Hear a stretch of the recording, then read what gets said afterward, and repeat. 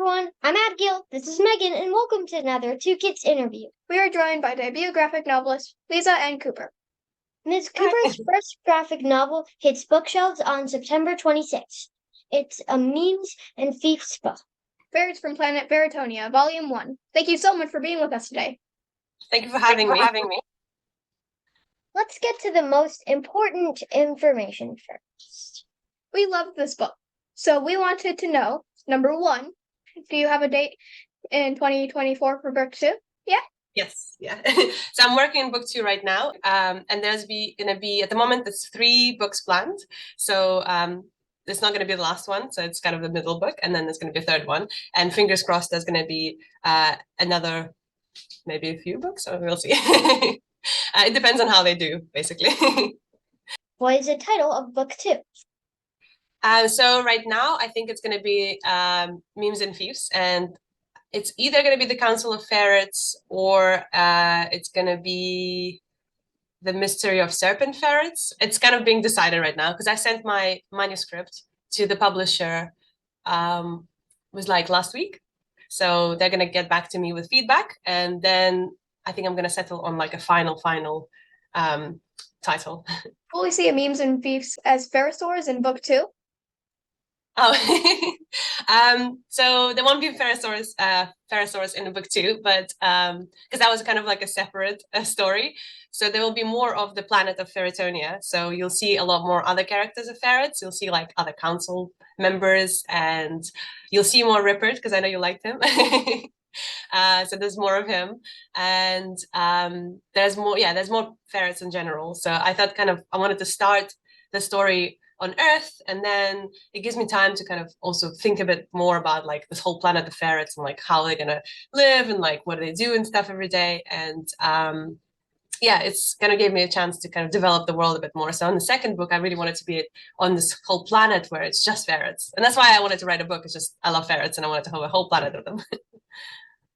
Why did you get pet ferrets? Why is pet ferrets?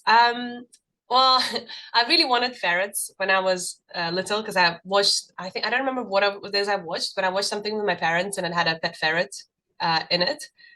And I was like, oh my God, this creature is amazing. It's so weird. And I asked my mom, was like, can I have a ferret? And she said no, because she was like, oh, they're stinky. And she was like, when you have your own place, you can get a ferret. And it was kind of a throwaway comment, she said it and then she forgot about it. So when I got my own place, when I was an adult, I was like, yeah, well, I'm getting 2 ferrets. So it was kind of like, yeah, whatever, mom, now I can have my own ferrets. So been a dream. I read somewhere that ferrets can escape tiny places. Is that true? Yeah, it is true. So one of my ferrets in a previous place almost escaped into the walls. So there was like a small hole like somewhere in the corner, and he's never kind of sniffed it before, but then he was smelling around there and kind of like scratching, and then suddenly I see him just disappear, and I was really worried. I thought that's it, and it's a big building. It's like a block of flats. So I thought that's it. He's gone somewhere into the building. And thankfully, there was like another hole, and I've put they love salmon oil, so you can put some salmon oil in, and he came running, and I grabbed him, and I was like, thank you. Can you remember the first time Mimu or Fifu did something that made you think, I need to start telling stories with them? Yes, it wasn't like, so when I right away got them, it wasn't as easy, I suppose. I don't know if maybe all pet ownership is like this, but I got them and I was like, oh, they're so cute. And then I let them out and they've instantly bitten both me and my husband on our feet, like quite hard. And I was like, oh no, what have I done? Like, why did I get these creatures? At first I was kind of very shocked. I was like, I thought they're going to be very cuddly. And, so it went through a period of like me having to basically train them not to bite, because the ones I got, they were a bit like, they didn't bite hard, but they were a bit wild. And so right away I was like, I need to kind of tell people that they're very funny animals, but they're also quite spicy, as I call them. It's kind of like, you like animals and you like, it's like everyone likes to eat, but only so few people like spicy food. Some people really don't like spicy food. And that's kind of like ferret ownership, you either like these spicy animals or you don't, because they can be sometimes very they get carried away playing, and they can sometimes nip, not hard, but it is surprising because if you have like a dog, they would never do that, or well, they shouldn't. But yeah, but it's all trainable, and it was fine. But I was like, yeah. And I tried to basically go online and see if people had the same experience. And because I love comics, I tried to see there's a comics in about ferrets. And when I didn't find any because I'm an artist, I was like, well, I have to solve this injustice. Do you have any favorite graphic novels for kids? Yes, a few. So I've been reading recently. So I read Narwhal and Jellyfish. Quite like that. It's quite cute because I like sea animals as well. Um, I like Cat and Cat series by Susie. They're very cute. It's always on the top of my head. It's hard. I like Sonic the Hedgehog. It's actually why I got into drawing. I love Sonic. I've been like a huge Sonic fan when I was like a teen, and I used to draw like my own characters. Of course, there were Sonic's girlfriends or Shadow's girlfriends. But yeah, it was that. And when I was little, there was My Little Pony graphic novels, and I quite like. They were the old-fashioned My Little Ponies, so not the new ones. Like they were kind of looked more like horses. But I only got one copy of that, and I read it, and it was on cliffhanger, so I never found out what happens, unfortunately. But I love that. Yeah, just kind of loads of them, and I'm still kind of getting more because I've realized how huge the graphic novel scene. So I'm still. If you have any suggestions for me to read, and I'm sure I'll see on your channel. Let me know. We know that the book hasn't come out yet. But we can tell it will be successful and are thrilled there will be more. Do you see yourself staying with graphic novels? Or are your future plans with animation? That's a good question. I really enjoy drawing the graphic novels, so I think I would like to stay with graphic novels and kind of drew more. I did have an idea that I was working on. I'm thinking of pitching another book, which is about Inspector Waffles, and it's a duo of Inspector Mabel, who's a girl, and she's like a teen detective, and Inspector Waffles, who's a rat, and they kind of go and solve crimes in a city where kids and animals work together, and there's no adults, and they kind of have to solve like lighthearted crimes, ferrets stealing stuff, and mad scientists who are parrots working on experiments and stuff. And there's obviously a rival detective duo with Inspector Ham Ham, who's a hamster. So yeah, it's just I have ideas and things for different for more content and like more books. And I think it's a bit easier to make it a book because you obviously don't have to animate. For animation, you need a big team. And if I'm ever lucky enough to have a big team or like be able to pitch an animated series, I'd love to do that. But for now, I think books are way to go, if that makes sense. Can we talk about one of the greatest characters ever, Ripper? Meghan. Yeah. Yeah, I know you like them. Meghan, he's on only like 2 pages. Gosh. Is there a real life Ripper? Can he please have his own spin-off book?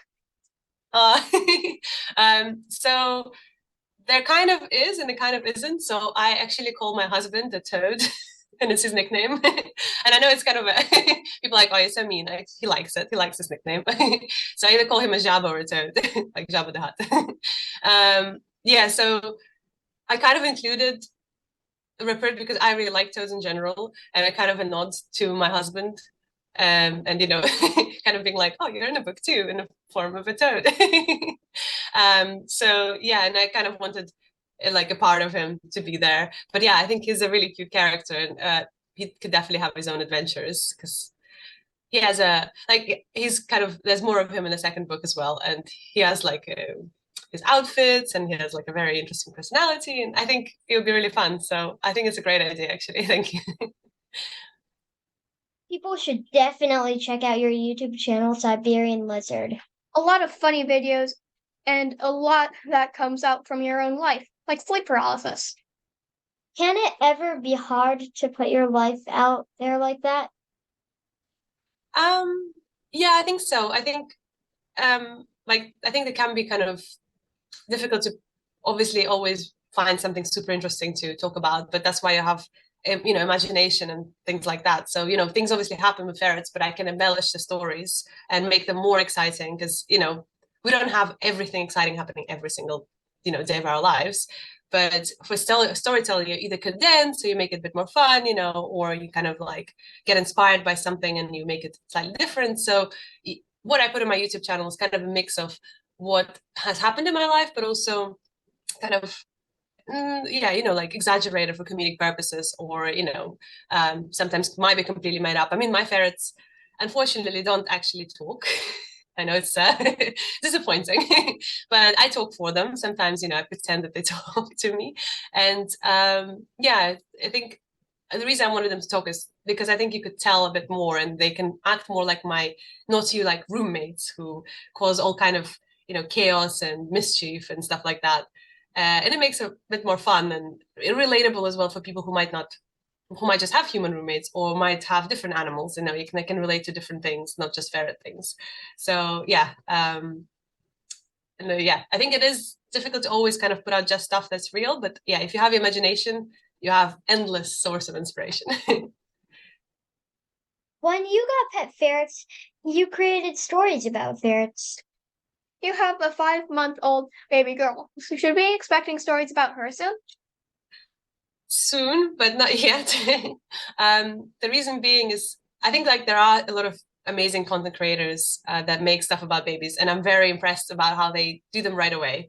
I think it took me some time to kind of just get used to some things. Having a baby is kind of it's amazing and wonderful. Obviously, I adore her, but it's difficult as well. So in order to see humor in a situation, sometimes you just need a little bit of a perspective. So, if I'm there and I'm like, a baby's crying for a long time and I'm very stressed, I'm like, oh, I'm not finding this funny. And then like the dog made a mess in the carpet, for example. I'm like, oh no, I have to clean up, having a bit of a meltdown.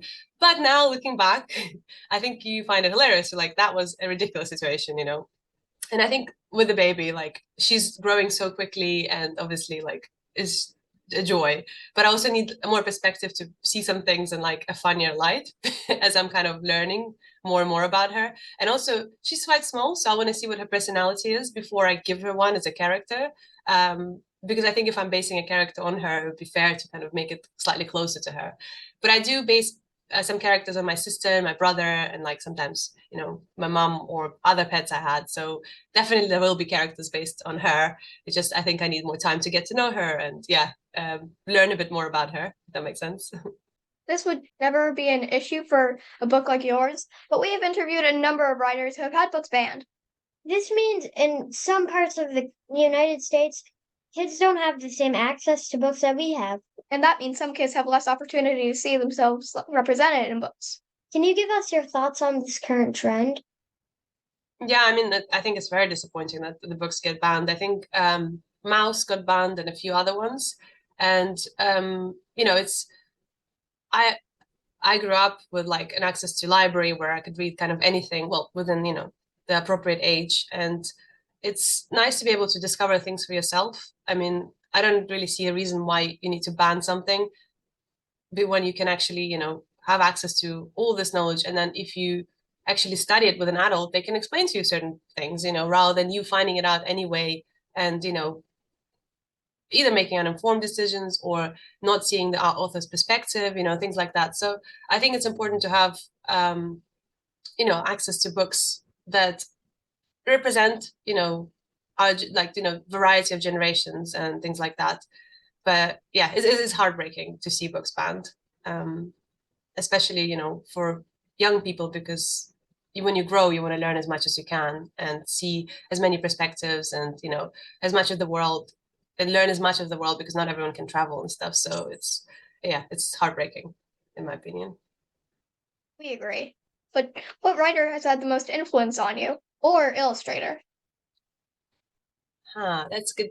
I think you can probably see it in my work. And it's because it's partly because I love the series, and partly because I actually worked for them. I think Simon's Cat and Simon Tofield has probably been the most influential in my kind of style and the way I work. And so Simon Tofield is the one who was kind of the most influential in my career, because I worked for Simon Scat for 6 years as an art director. And for people who don't know, Simon Scat is also a YouTube channel, and it's about a black and white animated cat. And yeah, it's created by Simon Toffield. He's an animator and illustrator and author as well. And I think they have, I don't know, like 5 million subscribers, but they're quite big. But they've been making animations for must be like 13 years now. They're in color now as well, which is amazing. The cat's still white though. And yeah, his kind of style of humor and the fact that he kind of does a lot of observational comedy has definitely can be seen in my work. And as well, also these kind of thick, dark lines is how I draw as well. So you can also see that he's done the blurb in my book in the back, because I asked him, because he's had so much influence in my career, and you know, we're friends, so he kindly provided it for me. But yeah, for anyone, if you haven't seen it, check it out. Amazing animations, and the team behind them are all lovely people. What advice do you have for young people who want to write graphic novels?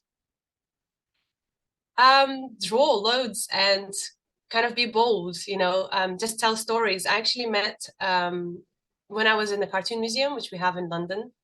There was a couple of teenage boys, I think they were about 13, and they were selling their comics because they, you know, wanted to tell stories, and they organized their whole school to pitch in drawn comics for like a collection.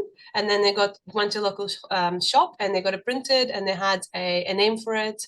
I think it was called Spatula, but I can't remember exactly. But yeah, I was really, really impressed how, you know, they were young, and they were so and not just entrepreneurial, but so excited about creating, you know, and putting stuff out there. It does take a lot of courage, because obviously you doubt yourself. But I think in arts, no matter where you are, you can just start, and, you know, and if, as long as you don't look at other people's works and you don't compare, so avoid comparing, you can get so far, and you can, you know, create your own stories, and you can make new things happen as well, because everyone has kind of a voice and a vision that's slightly different. So it's definitely worth, as long as you can be brave and, you know, withstand that kind of constant voice of like, oh, you know, I'm not good enough, my story is stupid and stuff like that.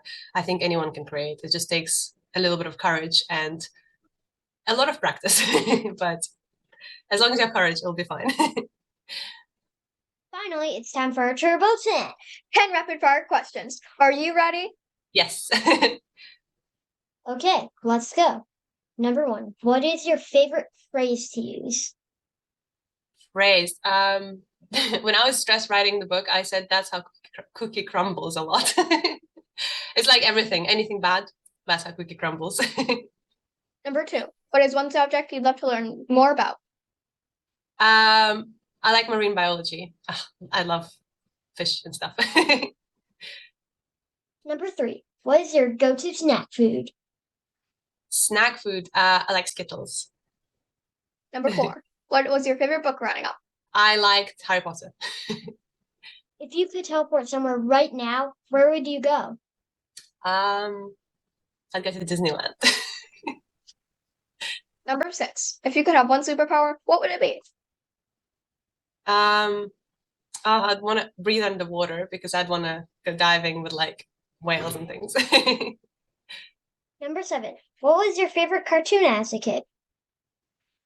I really like Courage, the Cowardly Dog, because it was like scary and cute at the same time. Number 8, what's your favorite rainy day activity? Watch cartoons. Number 9, if you could have any 3 dinner guests, who would they be? Can they be fictional? No rules at all. This is going to be an annoying dinner guest. I'll have Sonic.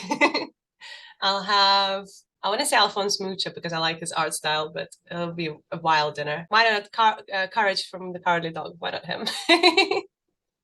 Number 10, what's the best piece of advice you were ever given? Oh, best piece of advice. Yeah, be brave and not give up. You did wonderfully. Thank you so much for doing that. And thank you so much for spending this time with us. We can't wait to read your future books. Thank you. It was so nice to meet you both. And yeah, it's been a great interview. Thank you so much.